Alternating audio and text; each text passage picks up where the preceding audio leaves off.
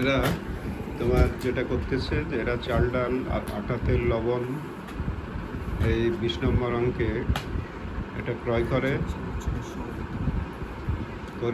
এরা একটা রেস্টুরেন্ট পরিচালনা করে। শুনতেছো সবাই?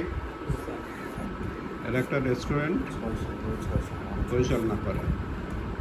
শুনতেছো রেদওয়ান? জিজ্ঞেস করবো তো এদের সেবায় মানে এরা 1 তারিখে এই যে 12 তারিখে বলছে না 12 তারিখে বলছে না যে গ্রাহকদের 12,000 টাকার সেবা প্রদান করা হয়েছে। এটা একটা সেবাই। আরেকটা যে 26 তারিখে বলছে রেস্টুরেন্টের জন্মদিনের আয়োজন বাবদ নগদে বিল আদায় 6,000 বলছে, এটা হচ্ছে সেবাই। এখন কথা হচ্ছে যদি এটা ধারে বলতো তাহলে কি সেবায় দেখাতা?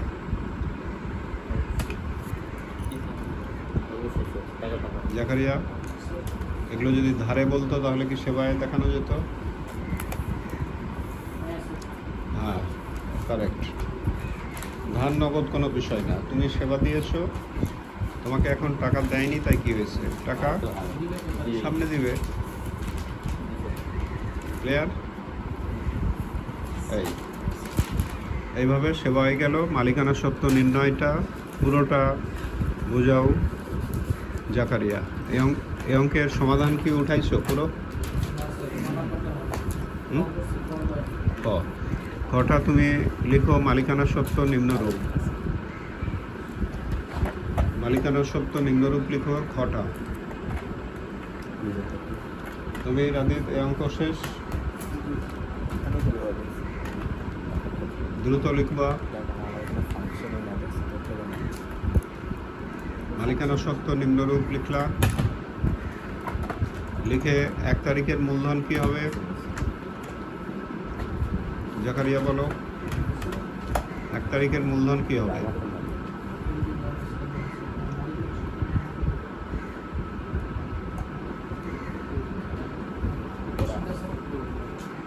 মালিকানা সত্ত্ব নির্ণয় কিভাবে করবো এটা বলো 20 নম্বরে। 1 তারিখে মূলধন কি হবে? মালিকানা সত্ত্বের সূত্র জানো? সূত্র বলতে পারবা?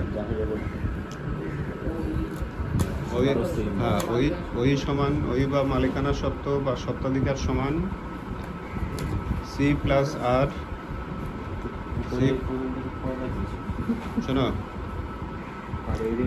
শোনো সি প্লাস আর মাইনাস ইএক্স মাইনাস ডি, মানে মূলধন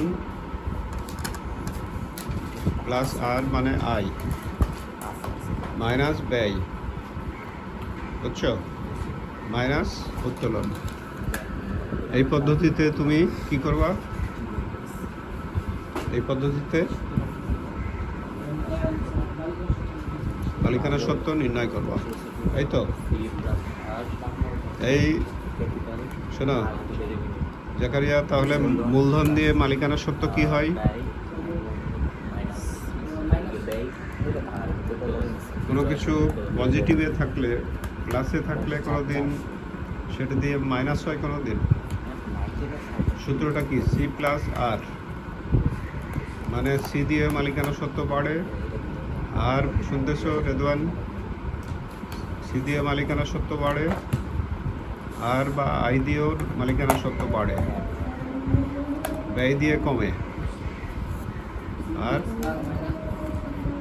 মাইনাস ইএক্স মানে ব্যয় মাইনাস ডি, ব্যয় দিয়ে কমে আর উত্তোলন দিয়ে কি হয়? ব্যয় দিয়ে মালিকানা সত্ত্ব কমে আর উত্তোলন দিয়ে কমে। মাইনাস ডি না?